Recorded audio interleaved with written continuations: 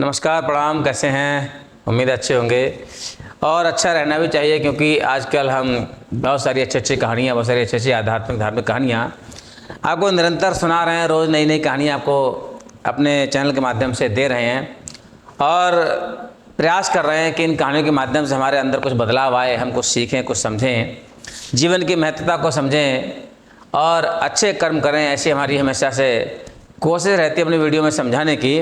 तो आज इसी क्रम में हम लेकर आए बहुत ही सुंदर सी कहानी, बहुत ही सुंदर सी आध्यात्मिक एक स्टोरी, जिससे हमें बहुत कुछ सीखने को मिलेगा, बहुत कुछ समझने को मिलेगा।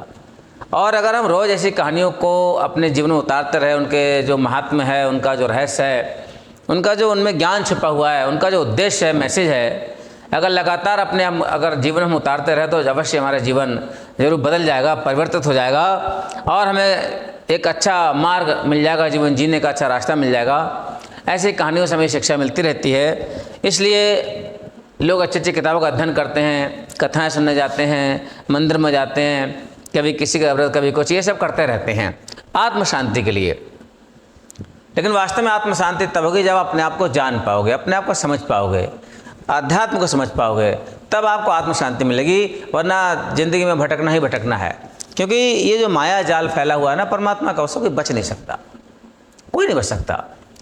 वो एक कहावत है कि माया मरी न मन मरे, माया मरी न मन मरे, मर मर गए शरीर, और आशा तृष्णा, यानी आशा तृष्णा माने प्यास, किसी चीज़ की चाह, आशा तृष्णा ना मरी, कह गए दास कबीर। कबीरदास जी का ये एक तरह से दोहा है कि सब लोग यहाँ से चले गए, ज़िंदगी से चले गए, शरीर छोड़ दिया, लेकिन उनकी जो आकांक्षाएँ थीं, उनकी जो अपेक्षाएँ थीं, उनकी जो उम्मीदें थीं, वो कभी ख़त्म नहीं हुई, आशाएँ ख़त्म नहीं हुई और उन आशाओं को लेकर चले गए।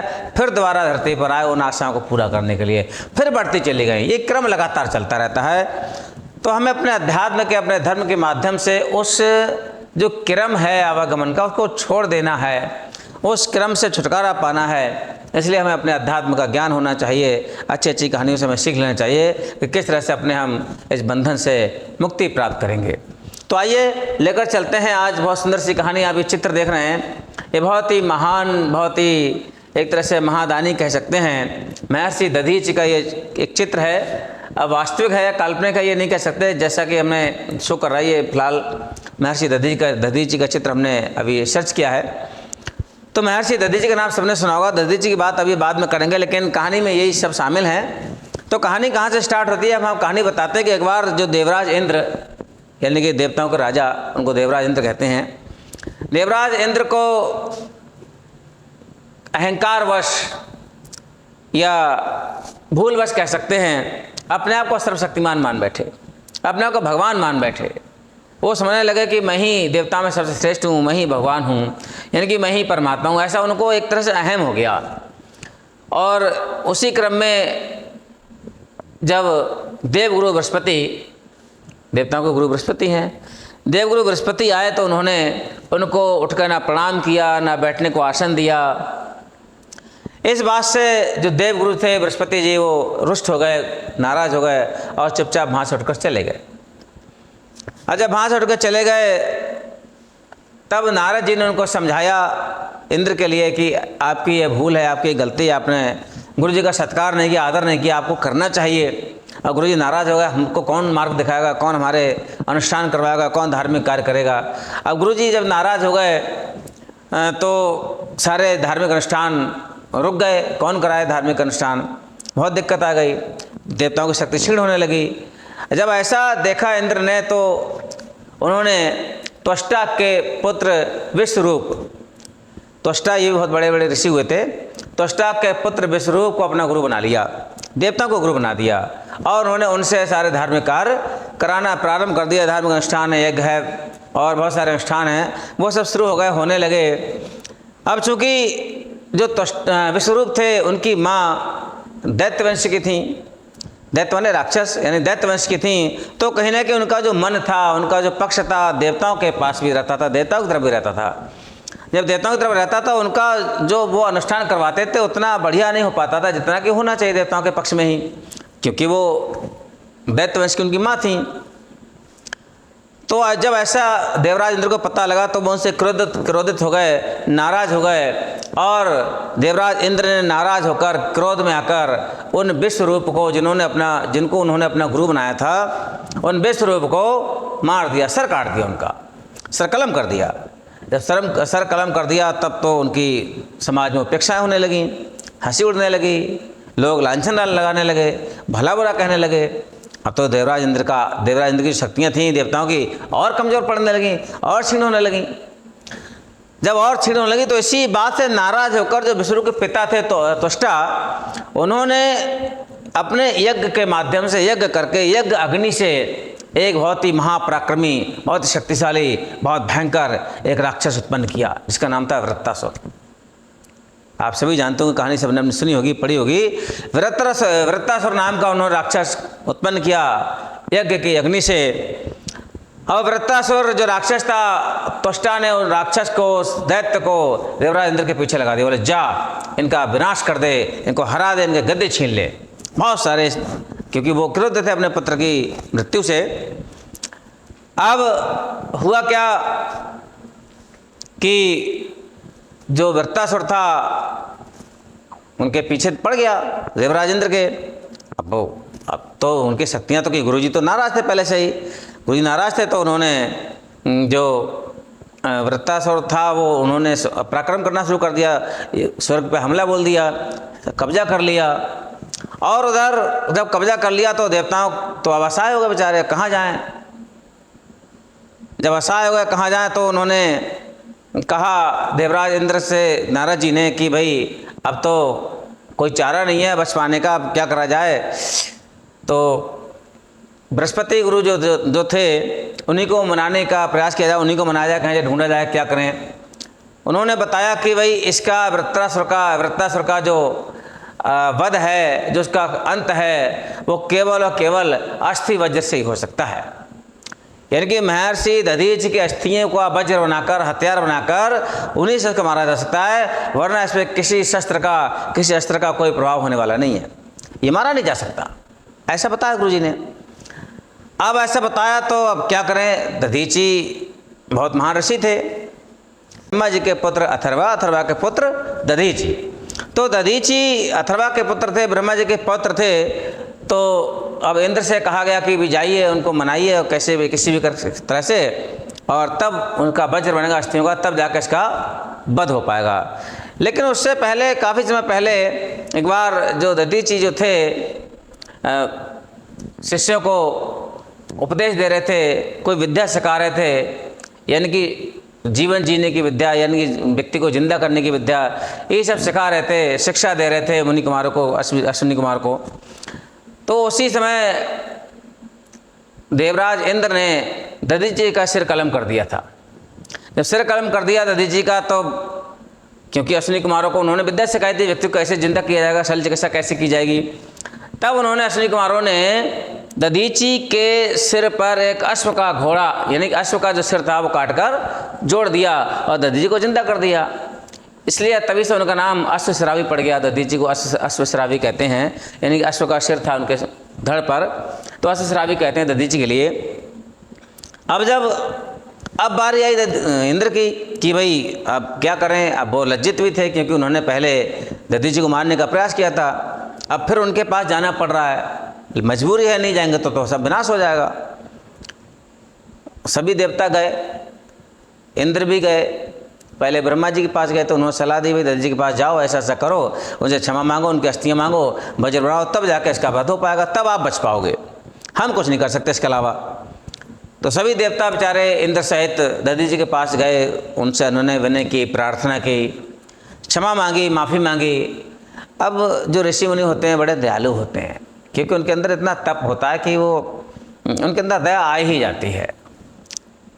सबने प्रार्थना की दधीची से, दधीची ने उनकी सबकी प्रार्थना सुनी। जब उन्होंने मंतव्य बताया कि भी ऐसे ऐसे वजह है, वृत्तासुर जो है सभी देवताओं पे हावी है, सभी को सता रहा है, स्वर्ग पे कब्जा कर लिया है, हमें निकाल कर भगा दिया है, और देवताओं में इतनी शक्ति नहीं बची है कि उसका वध कर पाएँ, केवल आपकी अस्थियों के वजह से उसका खात्मा हो सकता है, उसका वध हो सकता है। ये सब उन्होंने जब दधीची जी को बताया तब महर्षि दधीचि विनम्र हो गए और उन्होंने उनको क्षमा कर दिया देवराज इंद्र के लिए, और कहा वैसे तो देखिए मरना तो बहुत कठिन काम है, सचमुच मरना बहुत मुश्किल काम है, लेकिन फिर भी समाज के कल्याण के लिए, देवताओं के भले के लिए मैं मरने को तैयार हूँ, अपने प्राण त्यागने को तैयार हूँ, लेकिन इससे पहले मैं सभी तीर्थों का दर्शन करना चाहता हूँ। दधीचि बोले। अभी देवराज इंद्र ने कहा ठीक है प्रभु, आपकी इच्छा पूरी होगी। तो देवराज इंद्र ने सभी जो तीर्थ स्थल थे उन सबका दर्शन वहीं पे कराया, नहीं वहीं पर सब तीर्थों को बुलाया। दधीचि ने तीर्थों का दर्शन किया और उसके बाद अपने शरीर को त्याग दिया। शरीर को त्याग दिया तभी देवराज इंद्र के आदेश पर एक जंगली जंतु ने, हो सकता है मायावी हो, जंगली जंतु ने उनके जो चमड़ी थी, उनका जो मांस था उसको उधेड़ दिया, अलग कर दिया, अस्थियां अलग कर दी। तब जाके उन दधीचि की हड्डियों का एक शस्त्र बना, अस्त्र बना। तब उस अस्त्र से उस वृत्तासुर का वध हो पाया और तब देवता शांतिपूर्वक अपने आसन पर आसीन हुए, अपने स्वर्ग में जाकर रहने लगे। तब इंद्र को शांति प्राप्त हुई। जब शांति प्राप्त हुई आराम से रहने लगे और तब उन्हें अपनी भूल का पश्चाताप हुआ।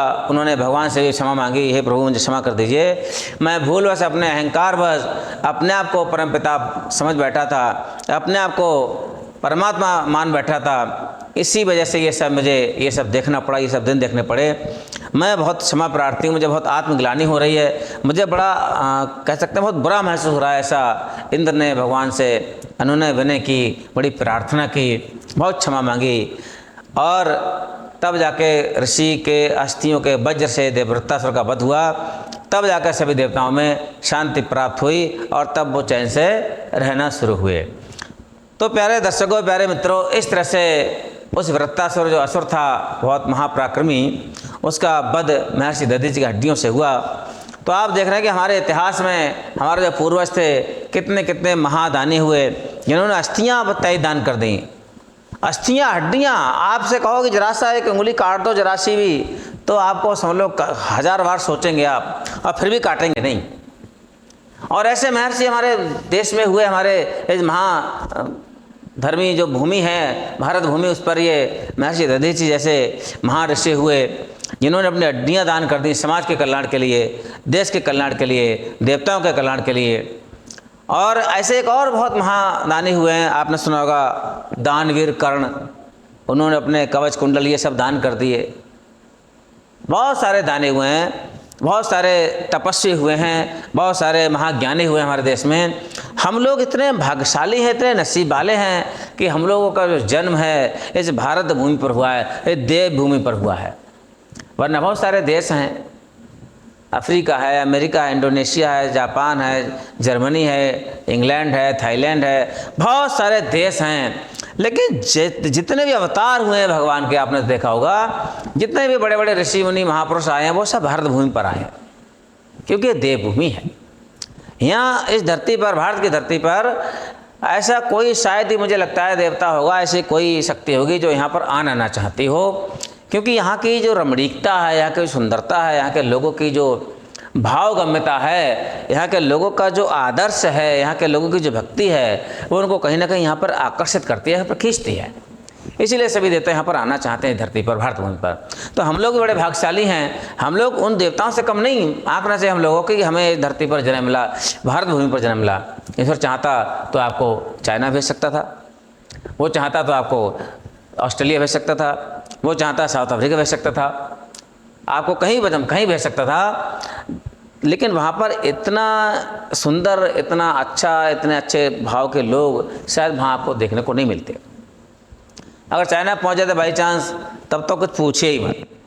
वहाँ तो पता नहीं क्या क्या देखना पड़ता है, क्या क्या खाना पड़ता है, राम राम राम राम, अजय बड़ा पता नहीं क्या क्या वो लोग खा लेते हैं। मैंने तो सुना है कि चाइना के लोग सभी कुछ खा लेते हैं, हर तरह के जीव जंतु को खा जाते हैं।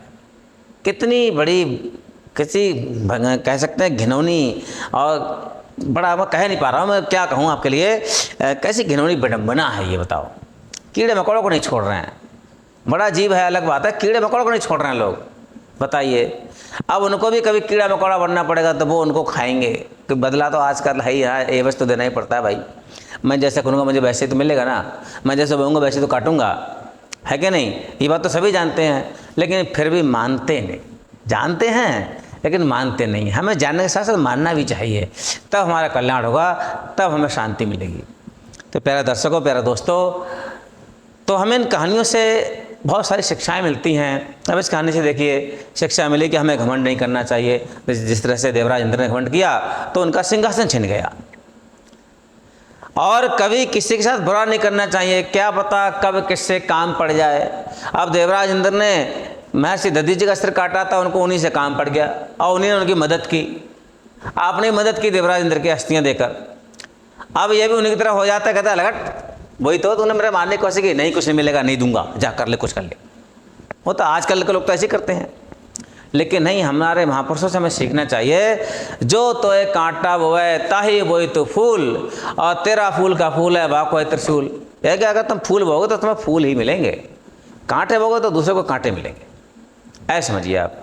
इसलिए हमें हमेशा कोशिश करनी चाहिए, हमें हमेशा सबके साथ अच्छा व्यवहार करना चाहिए, अच्छा ही करनी चाहिए, तो लौट के हमें भी अच्छा ही मिलेगी, अच्छा हमें हमारे साथ अच्छा होगा।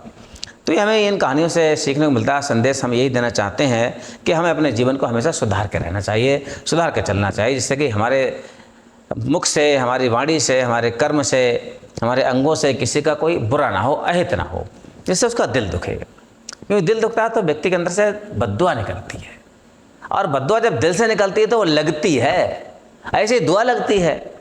तो क्यों ना हम दुआएं लें, बद्दुआएं क्यों लें? जो दुआएं लेंगे तो देख, आपने सुना होगा दवा से बड़ी दुआ होती है कि नहीं? जहाँ ना करे काम दवा, वहाँ काम करे दुआ। तो दवा से बड़ी दुआ होती है, इसलिए हमें दुआएं लेनी चाहिए। इसलिए सभी के साथ अच्छा व्यवहार करना चाहिए, किसी की बद्दुआ नहीं लेनी चाहिए, है कि नहीं? अब महर्षि दधीचि वैसे सोच लेते तो इंद्र को श्राप दे सकते थे कि तुमने मेरा सिर काटने की कोशिश की और मुझे मार दिया था, ये कर दिया था, वो कर दिया था, तुम्हारा ऐसा हो जाए वैसा हो जाए। लेकिन नहीं भाई, अच्छाई की तो आज देखिए, और जब तक सृष्टि रहेगी, जब तक ये कायनात रहेगी, तब तक दधीचि के नाम अमर है। हम लोग याद करते रहेंगे, इनसे कुछ सीखते रहेंगे, है कि नहीं? इतिहास के पन्नों में, स्वर्ण अक्षरों में लिख गया नाम। तो हमें भी ऐसे कुछ काम करने चाहिए, लोग हमें याद करें, हमें जब चले जाए तो हमारी कमी का एहसास हो लोगों के लिए। ऐसा हमें कुछ करके जाना चाहिए, अच्छा काम करके जाना चाहिए। तो प्यारे दर्शकों, प्यारे दोस्तों, मैं यही बताना चाहता हूँ कि हमें अच्छे से जीवन जीना है, अच्छे से हमें ज़िंदगी काटनी है, बढ़िया से सबकी दुआएं लेनी है, सभी के साथ सभी का विकास और अपना विकास भी करना है। और आगे भी हम ऐसी वीडियो देते रहेंगे। लेकिन हमें आपसे कुछ शिकायत रहती है थोड़ी सी। हम जब देखते हैं तो आप लोग हमें कमेंट्स नहीं भेजते। कमेंट्स में जब आप भेजेंगे तो हम हो सकता है कुछ और सुधार करें, हमारा भी तो भला करिए कम से कम। आप कमेंट भेजेंगे तो हम अपने आप सुधार करेंगे, अपने आप बदलाव करेंगे। हम आपका बदलाव तो चाहते हैं, कहानी सुना के बदलाव हो जाए, लेकिन आप हमारा बदलाव क्यों नहीं चाहते भाई? हमारा बदलाव करिए, हम आपका करने की कोशिश कर रहे हैं। तो हमें कमेंट में बताइए कि आप सही बोलते हैं कि नहीं बोलते हैं, कहानी अच्छी लगी कि नहीं लगी, मतलब कुछ भी तो बताइए, कुछ भी तो बोलिए, कुछ भी सुझाव दीजिए अपने, जो भी आपके मन में आ रहा है कुछ भेजिए, तो इससे हमें तसल्ली हो जाए, हाँ भाई लोग हमारी बात को समझ रहे हैं, सुन रहे हैं, है कि नहीं? तो एक बार हम फिर से आपसे रिक्वेस्ट करते हैं कि कमेंट जरूर कीजिएगा, लाइक भी कीजिए, शेयर कीजिए, वीडियो को खूब देखिए, शेयर कीजिए। चैनल सब्सक्राइब नहीं किया तो कर लीजिए, और चैनल का नाम आपको पता ही होगा, फिर बता दे रहे हैं, सर राजीव प्रजापति, ब्रैकेट में SRP। तो प्यारे दर्शकों, चैनल को सब्सक्राइब कीजिए, वीडियो को शेयर कीजिए, लाइक कीजिए और कमेंट जरूर कीजिए। भले ही लाइक कम कर दीजिए, लेकिन कमेंट जरूर कीजिए। इससे हमें पता लगता है कि हम हाँ अपनी जगह पर सही हैं या गलत हैं। तो आज हम ज़्यादा कुछ नहीं बताएंगे, काफ़ी कुछ बता दिया है, और हम आपसे उम्मीद करते हैं कि आपको कहानी अवश्य पसंद आई होगी और आप इस कहानी से कुछ सीखेंगे, अपने जीवन में इसका अमल करेंगे। तो प्यारे दोस्तों, अगली वीडियो तक जय हिंद, नमस्कार।